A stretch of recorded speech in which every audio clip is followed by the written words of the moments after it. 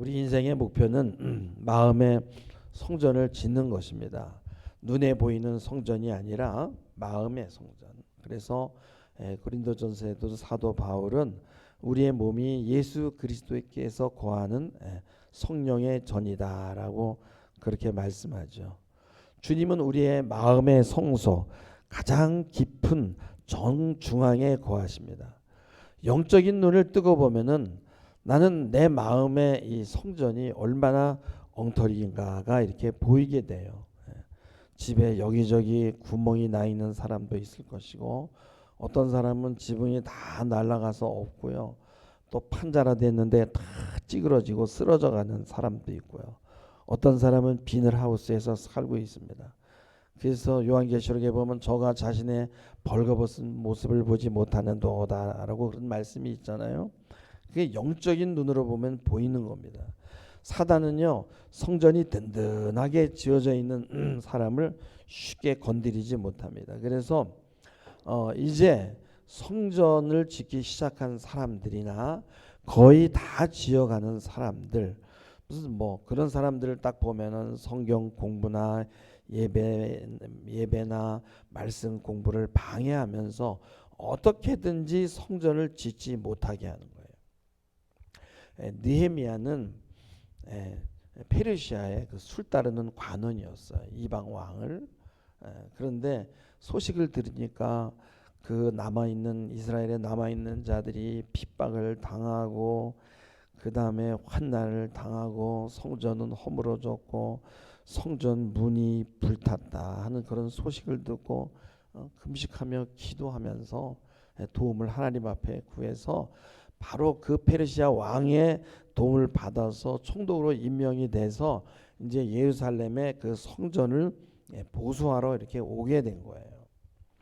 근데 오늘 1절 말씀에 보면은 산발락과 도비아와 아라비아 사람 괴생과 그 나머지 우리의 이 원수들이 내가 성을 건축해서 그 허물어진 틈을 남기지 아니하였담을 듣고서는 근데 뭐냐면 내가 아직 문짝을 달지 못했다라는 거예요. 이제 거의 다 완공이 되어 가는 거거든요.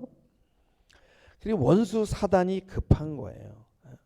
어떻게 해서라도 이 성전을 완성하지 못하게 해야 되거든요. 그래서 어떻게 합니까? 느헤미야를 죽이려고 그러는 거예요. 그러니까 오늘날 이거를 우리가 문자적으로 하지 말고 조금 영적으로 해석하면은 우리의 영을 죽여버리면 그게 바로 죽는 거거든요. 선악을 알게 하는 나무를 먹으면 죽으리라 그랬지만 바로 죽지 않았잖아요. 하나님과의 관계가 끊어지면서 그러면서 어떻게 돼요? 영적인 죽음을 맞이하게 되고 나중에 육적인 죽음도 같이 오게 되는 거죠. 그래서 오늘 이 본문에서 이렇게 보게 되면 중요한 것은 뭐냐면은 따라서 합시다. 성전의 문짝을 달지 못한 때였더라. 그러니까 거의 이제 문짝만 달면 완성이 되는 거예요. 근데 이때 조심해야 되는 거 이제 거의 다 됐어라고 이렇게 마음을 놓을 수 있단 말이죠. 그때 대적들이 만나자고 하는 거거든요.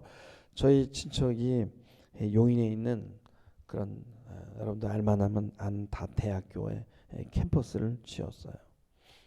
근데 여러 동을 지었고 땅도 엄청 넓잖아요. 캠퍼스니까 토목공사도 꽤 넓은 지역을 했어요. 그래서 계약서를 보고 손익계산을 이렇게 맞춰 보니까 한 100억 정도가 떨어지는 거예요. 그러니까 뭐 내가 이제 이렇게 해서 이렇게 돼서 뭐 조금 이렇게 가감을 했더라도 100억은 뭐 떨어지겠다고 생각을 하고 술집에 가서 술 먹고 팁 주고 자동차 타고 다니면서 기사가 문 열게 하고 다 폼 잡고 뭐 그러다가 생각지 못한 일이 터지게 된 거예요. 그래서 막 공기를 맞추지 못하게 되고 또 대금을 제때 받지 못하고 그래서 부도가 난 거죠. 전 그 이야기를 들으면서 우리 인생의 집을 짓는 것도 이와 똑같다는 그런 생각을 하게 됩니다. 2절에 보면은 산발락과 게셈이 내게 보내어 이르기를 오라 우리가 오노평지 한 촌에서 서로 만나자. 근데 그게 뭐예요? 사실은 느헤미야를 해코자 하며 죽이려고 하는 거죠. 그래서 원수의 세력은 우리를 파멸시키고 하나님과 우리를 분리시키려고 그럽니다. 그래서 사단은 여러 가지 방법을 써요. 무슨 자녀의 문제, 사업의 문제, 무수히 많은 문제들로 우리 이 성전 건설에서 우리를 불러내는 겁니다. 오노 성지는 예루살렘에서 한 40km 정도 떨어져 있는데 여기서 한 문막 정도 되는 거예요. 거기서 문막 정도까지 떨어진 데 가서 한적한 곳에 가서 이 느헤미야를 죽이려고 그러는 거죠. 3절에 보면은 내가 그들에게 사자를 보내어 이르기를 내가 이제 큰 사역을 하니 내려가지 못하겠노라. 따라다 합시다. 내가 이제 큰 사역을 하니. 그래서 어째 역사를 중지하게 하고 내가 너에게 내려갈 수 있겠냐 이거예요. 이 마음의 성전을 짓는 것이 뭐냐면은 가장 큰 역사예요. 신앙이 큰 역사라고 한다면요, 쓸데없는데 한눈 팔 시간이 없는 거예요. 어차피 이 큰 역사를 떠나 내가 어떻게 어찌해서 내가 이 큰 이 역사를 중지하고 너에게 내려가겠느냐. 이런 자존심이 있어야 된다는 거죠. 이게 엄청난 거거든요. 성전이 다 완성되지 않았기 때문에 나갈 수 없다. 여러분들 마음의 성전이 아직 완성이 안 됐거든요. 성전의 일이 항상 제일 1순위가 돼야 되고 제일 급한 거예요. 이런 마음으로 살아야 되는 거예요. 쓸데없는데 신경 쓸 시간적인 여유가 없어요. 너무 바빠요. 기도하고 성경 묵상하고 찬양하고 예배드리고 얼마나 바쁜지 몰라요. 직장도 나가야 됩니다. 그러나 그 직장도 내 신앙보다 먼저여서는 안 되고, 근데 막 여기서 부르고요 저기서 부르면 거기 따라가고 여기 따라다니고 동창회 모임, 계모임, 식구들 모임 이런 거 다 쫓아다니다 보면은 신앙생활을 하지 못하게 되는 거예요. 성전이 완공이 되어야만 대적의 세력으로부터 사단의 공격을 막아낼 수 있거든요. 이 사단은요, 우리의 사업장을 칩니다. 우리의 자녀를 칩니다. 우리의 몸을 칩니다. 그런데 우리 항상 깨어 있어야 되는 거예요. 이 사단의 공격을 막아내려면은 성전을 든든하게 져야 되는 거예요. 이 사단의 목표는 우리의 인생들로 성전을 세우지 못하게 하는 거예요. 여러분 문짝이 하찮아 보이나요? 문을 달지 못하면 어떻게 됩니까? 도둑을 막을 수가 없는 거예요. 사단은 뭐예요? 이제 다 지어져 가는 사람, 이제 문짝만 달면 되는 사람들, 이제 창문만 달면 되어져 가는 사람들을 건드립니다. 그때는 마음을 놓게 되거든요. 긴장을. 그때 사단이 들어오게 되는 거예요. 사단이 부르는 방법은 아까도 말씀드렸지만 여러 가지예요. 여러 가지 이유가 있어요. 그러나 여러분 그것들이 신앙보다 먼저 있으면 안 된다는 거예요. 그럴 때는 얼른 나를 유혹하는구나 하면서 먼저 기도부터 챙겨야 되는 거예요. 먼저 말씀을 봐야 되는 거죠. 신앙도 신앙이지만 목사님요, 전요 이거보다 지금 더 급한 게 없어요 라는 생각이 들 때 거기에 속으면 안 된다라는 거예요. 왜냐하면 거기에 속게 되면 완전히 피폐하게 되는 거예요. 그래서 성전을 완성하기 위해서 바쁜 사람은 누가 만나자고 해도 안 나갑니다. 난 이게 더 급해. 이게보다 더 급한 게 없거든요. 이것을 위해서 우리가 지금 이 땅에 생명이 있는 겁니다. 사단이 하는 말은 뭐예요? 항상 일이 더 중요하다는 거죠. 그러니까 나를 만나자고 하는 사람들을 육의 눈으로 보면 대적이 아니에요. 좋은 사람이에요. 근데 영적으로 볼 때는 대적이 되는 경우가 많다라는 거예요. 이것을 여러분이 잘 분별하시기 바랍니다. 그래서 이 도비아라는 사람은 휴머니스트예요. 아주 인격적일 수 있어요. 유다의 모든 귀인들과 다 사돈 관계를 맺었어요. 여기 읽지는 않지만 성경에 보면 나옵니다. 그리고 연혼으로 성공을 했고요. 지금도 이런 사람들 많이 있죠. 복잡한 그런 친인척 관계를 잘 이렇게 맞추는 사람, 능력이 있는 사람이에요. 그리고 또 그런 사람들이 교회와도 밀접하게 관계가 있어요. 도덕적으로도 별 문제가 없어요. 그래서 속기가 쉽다라는 거예요. 오늘 말씀 4절에 보면은요. 저희가 4번이나 이같이 내게 보내되 나는 여전히 대답하였더니 한두 번도 아니고 4번이나 제의를 하는데 똑같이 예? 나는 똑같이 여기서 대답하였다. 이게 여전히 대답하였다. 따라합시다. 나는 똑같이 대답하리라. 예. 여러 번 제의를 하는데 그냥 못 가. 성전 건축 때문에 못 가. 내 마음에 성전을 세우는 것 때문에 못 가. 보통 사람 같으면 4번 정도면요 넘어갑니다. 내가 이 하는 일이 큰 역사라고 생각하지 않는 사람은요 이런 어떤 제의가 올 때 넘어가네. 한 번쯤은 만나주지. 근데 느헤미야는 여전히 똑같이 못 가겠다라고 대답을 하는 거예요. 그래서 우리 인생을 살아가면서 우리에게 정말 필요한 것은 초지일관 여전히가 필요하다. 그래서 5절은 성전을 짓는 것을 방해하는 사력이 얼마나 끈질길간을 보여주는데 산발랏이 5번째는 그 종자의 손에 봉하지 않은 편지를 들려보냈어요. 여기서 마귀의 전략을 볼 수가 있는데 4번을 꼬셔도 안 되니까요. 어떻게 합니까? 5번째는요. 거기다 글을 써가지고요. 봉하지를 않았어요. 그러니까 이 종이 그 편지를 들고 가다가 그걸 보게 되는 거란 말이에요. 열어볼 수 있잖아요. 뭐라고 쓴 거를 전달하는 거야 하고 읽어봐요. 예? 그 내용이 뭐예요? 특별히 종들은 어떻게 해야 돼요? 좀 입이 조금 싸지요. 예. 그래서 나 이런 거 소식을 알았어 하고 또 아무한테도 얘기하지만 이건 나만 알고 있는 건데 그러면서 얘기하게 돼 있거든요. 그러니까 자기와 함께 하지 않은 사람들은 모함을 하거든요. 모함의 내용은 뭐냐면 너 성전 건축하는 이유는 네가 왕 되려고 하는 거지. 너 그런 소문이 나돌고 있어.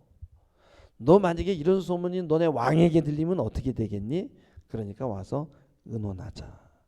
사실 자기가 왕의 명령을 받고 왔잖아요. 그러니까 그건 네가 지어낸 말이지 하고 꿋꿋하게 초지일관 여전히 자기 자리를 지키는 거예요.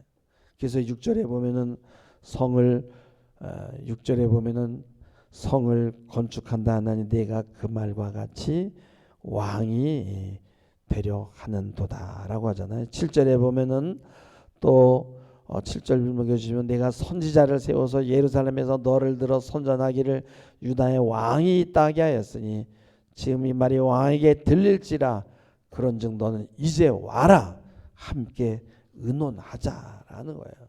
얼마나 그렇을 때요. 사람들이 모함을 받을 때 제일 힘든 것이 억울한 감정이잖아요. 그러니까 흥분하는 거예요. 그러나 느헤미야를 무시합니다. 신앙생활은 이런 여유가 있어야 될 줄 믿습니다. 느헤미야는 기도합니다.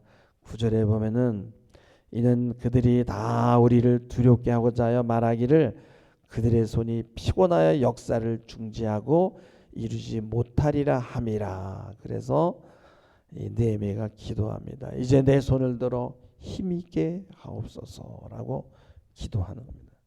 마귀의 전략은 우리를 두렵게 만들고요. 두려움은 의심을 불러일으키고요. 힘이 빠지고요. 피곤이 몰려오게 되고요. 우리 몸이 깔아집니다. 그때 소리가 들려요. 야, 좀 쉬엄쉬엄해. 쉬고 너 뭐가 그렇게 급해. 가서 좀 즐길 거 좀 즐기고 뭐 노래방도 가고 영화도 좀 보러 가고. 야, 네가 그렇게 교회의 시간을 빼앗겨서 되겠냐? 네가 무슨 성인 군자나 된다고. 내 주제에 무슨 거룩한 삶을 살겠다고. 네가 무슨 그렇게 큰 교회에 도움이 되겠어. 네가 무슨 성경 공부를 하긴 해. 너 조금 하다가 금방 포기할 거 내가 다 알아. 너 마음은 원인데 육신이 약하잖아. 이렇게 우리를 참수합니다. 그러니까 뭔가가 문짝만 달면 될 것 같은 그런 상황에 반드시 시험이 오게 되는 거예요. 너 당장에 닥친 문제를 한번 생각해봐. 네가 지금 그러고 있을 때야. 지금 사람을 만나서 관계하고 지금 정치를 해야지. 사람을 잘 사귀어야지. 그런다고 되냐? 그러면서 우리를 유혹합니다. 사람 만나러, 세상 사람 만나러 가고 싶어요. 성전 짓는 것으로 세상을 이겨낼 것 같지가 않는 두려움이 몰려오는 거예요. 근데 마귀가 이런 방법을 가지고 오면 방법이 하나밖에 없어요. 기도하는 겁니다. 그래서 9절에 보니까 꿋꿋하게 서서 이제 내 손을 힘있게 하옵소서. 그래서 우리가 영적인 일에 게으른 건 뭐예요? 두려움 때문이에요. 이것으로는 안 될 것 같아요. 사람도 만나야 되고 관계도 잘해야 되고 이런저런 생각이 옵니다. 그럴 때는요, 여러분 힘을 줄 수 있는 분은 하나님밖에 없어요. 하나님 힘을 주세요. 일어나게 해주세요. 내가 이 성전 짓는 일을 포기하지 않고 더 매진하게 하옵소서. 그래서 내가 성전을 짓고 있는 이상은 결코 망하지 않는다는 그런 믿음을 가지시기 바랍니다. 그러니까 이제 5번째 이제 실패했어요. 그러니까 6번째 또 합니다. 어떻게 하냐면 10절에 보면은 느헤미야가 막 요지부동이니까 다른 전략을 짜요. 이후에 무헤다발의 손자 놀라의 아들 스마야가 두문불출한다. 내가 그의 집에 가니 그가 이르기를 그들이 너를 죽이려고 오는데 우리가 하나님의 전으로 가서 외소 안에 머물고 그 문을 닫아버리자. 저들이 반드시 밤에 와서 너를 죽일 거야 라고 하는 거예요. 스마야는 느헤미야와 함께 성전을 짓는 일을 하던 자예요. 근데 갑자기 두문불출하는 거예요. 나와야 되는 사람이 안 나오면 이게 신경이 쓰이게 되는 거거든요. 찾아가는 거예요, 느헤미야가. 근데 대개 이런 사람들은 마귀의 사주를 받아요. 느헤미야로 쓸데없는 데 관심을 갖게 해서 힘을 소모시키는 거예요. 여기서 외소라는 건 뭐냐면 성전 현관과 지성소 사이에 있는 성소거든요. 그래서 산발랏 일당이 암살 위협으로부터 몸을 보호하기 위해서 성전으로 피신하고자 이제 피신하자고 스마야가 제안하는데 여러분요 거기서 위험이 닥치면 어떻게 돼요? 얼마나 그럴때요. 빨리 뛰어가서 제단불을 잡으면은 안 죽는다 이거예요. 근데 이게 조심해야 되는 거예요. 스마야의 제안은 어느 정도 타당성이 있는 것 같이 보이지만은 성경을 이용해서 아주 음흉한 함정에 느헤미야를 빠지게 하는 거예요. 왜냐하면은 여러분요 그 성전에는요 그 성전불을 잡을 수 있는 사람은 부지불식간에 자기도 모르는 사이에 사람을 죽였을 때만 제단불을 잡을 수 있는 거거든. 근데 그것도 모르고 가서 잡으면 율법을 어긴 거니까 죽이고 또 도망갈 데가 없으니까 거기 가면 이래도 죽고 저래도 죽는 거거든요. 트럼프 이후에 트럼프가 요번 말고 저번에 대통령이 있었잖아요. 그때 이후로는 이 거짓말에 대한 책이 엄청 나오는데 트럼프가 하루에 평균 6번에서 7번을 거짓말 한다는 거예요. 그러니까 1년에 2000 몇 번을 한다고 그러더라고. 내가 어떤 책에서 봤는데. 그래서 이 거짓말에 대한 책에서 뭐냐면 세상을 움직이는 이 힘은 어떤 관계나 소통이 아니라 선동이라는 거예요. 선동. 그게 독일의 나치의 괴벨스라는 사람이 있는데 나치의 선전 중앙 선전국장 국민계몽 선전부 장관 이상한 장관도 있어요. 국민계몽 선전부 장관. 그래서 오늘날도 그 선동을 배우려면은 그 괴벨스를 알아야 되는 거예요. 이게 이 선동의 재앙이라고 부르는 이유가 있거든요. 그가 히틀러도 세우고 유대인 600만 명을 죽인 가장 그 큰 활력과 원인을 제공한 사람이에요. 근데 그가 하는 말은 80%가 맞아요. 근데 20%는 감성을 섞어가지고 진실을 살짝 틀어버리는 거예요. 그래서 그가 이런 말을 했어요. 나에게 한 문장만 달라. 누구든 범죄자로 만들어주겠다.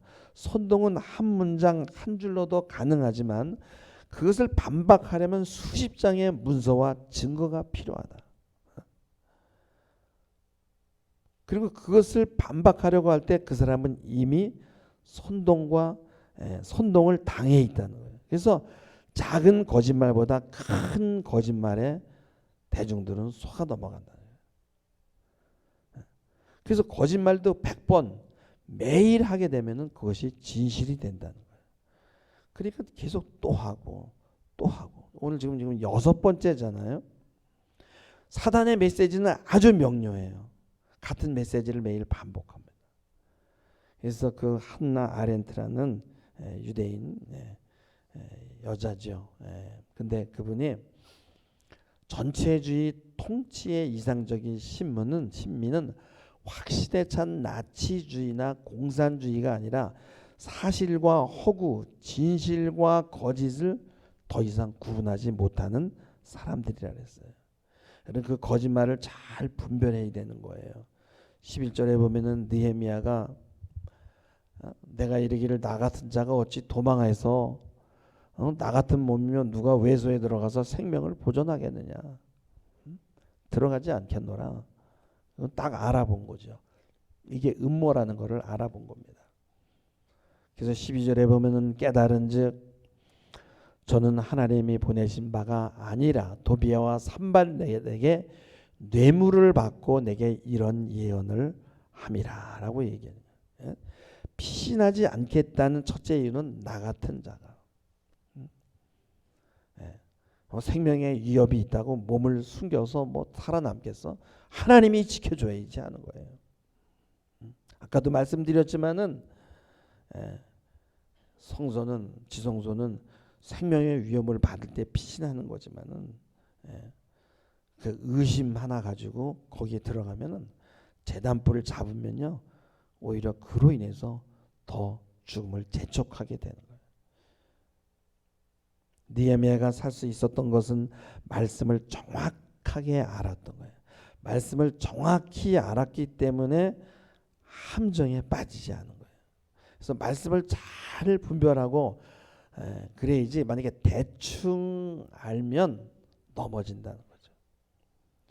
교회에서 참 괴로워하고 힘들어하고 넘어지는 사람을 보면은 그저 말씀을 대충 읽고 그래서 대충 자기식으로 알아서 하나님의 자기가 믿고 신뢰하는 그 대상이 어떤 분인지를 모르는 거예요. 너무 안타까워요.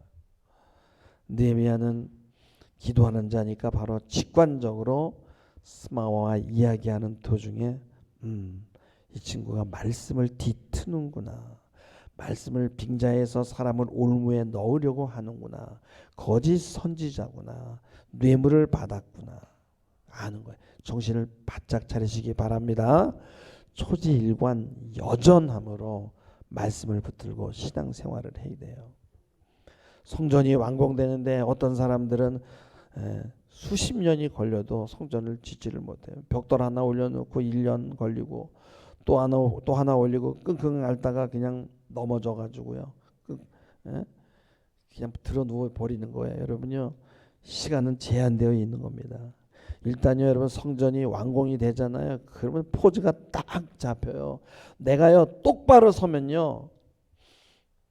이 마음의 성전이 든든히 지어지게 되면 이 상대가 깐족거리지는 못하는 거예요. 사단이. 저거 건드려서 어차피 안 돼. 아유 효율적으로 보면 다른 놈 건드리는 게 더 나아. 이러고 안 오는 거야. 그냥 내가 이게 성전이 제대로 지어져 있지 않으면은 그냥 계속 깐족거리는 거예요. 16절에 보게 되면은요. 우리의 모든 대적과 주위에 있는 이방 족속들이 이를 듣고 다 두려워해서 크게 낙담하는 거예요. 거봐요. 말씀이 그러잖아요. 성전을 짓게 되니까 낙담한다는 거예요. 그들이 낙담을 하는 거예요. 그들이 뭐예요? 왜 낙담해요? 하나님께서 이 역사를 이루시는구나. 하나님이 하시는구나를 알게 된다는 거죠. 우리의 인생에는 고난이 있고요. 어려움이 있고 방해가 있습니다. 이걸 이겨내고 이 마음의 성전을 잘 지어야 돼요. 우리에게 고난이 있는 것은 뭐예요? 우리는 좀 단단해지고 우리의 신앙이 더 깊어지고 정말 아름다운 그런 성전이 지어지기 위해서 그런 거 아니겠어요? 성전을 지어지기 위해서는 처절한 싸움이 있는 겁니다. 마귀는 성전을 짓지 못하게 하고 두려움을 갖게 하고 끊임없이 야 거기에 재수 없는 사람들 많더라. 이리 나와. 나와서 나하고 얘기하자. 교회에서 나와서 이야기하자라는 거예요. 그 사람들이 와서 칼로 찌르고 죽이는 게 아니에요. 영적으로 우리를 죽이는 거예요. 그냥 불신의 영이 꽉 차가지고 그걸 갖다 싹 우리한테 뒤집어 씌우는 거예요. 너 아직도 교회 다니냐? 너 미쳤냐? 이 지금 시대가 어느 시대인데 응? 그런 교회를 다니고 있어. 그러나 하나님은 초지일관 성전 짓는 일에만 전념하라는 것이에요. 여러분 기웃거릴 시간이 없음을 마음에 꼭 받아들이기를 주님의 이름으로 축원합니다. 기도하시겠습니다. 주님, 너무나 분주하고 바쁩니다. 급한 일이 너무 많습니다. 그러나 하나님께서 오늘 우리 마음에 하나님의 성전을 짓는 일보다 더 급한 것이 없다라고 말씀합니다. 사단은 우리에게 두려움을 주고 내가 살기 위해서는 이것이 더 급하다고 유혹하지만 하나님 넘어가지 않게 하시고 먼저 내 마음에 하나님의 나라가 세워지는데 전념을 다해서 우리 주변을 하나님 그들이 하나님을 두려워하고 경외하는 하나님이 하시는 일을 보고 하나님이여 그렇게 그들의 마음이 변할 수 있도록 축복하여 주옵소서. 감사하며 예수님의 이름으로 기도하옵나이다. 아멘.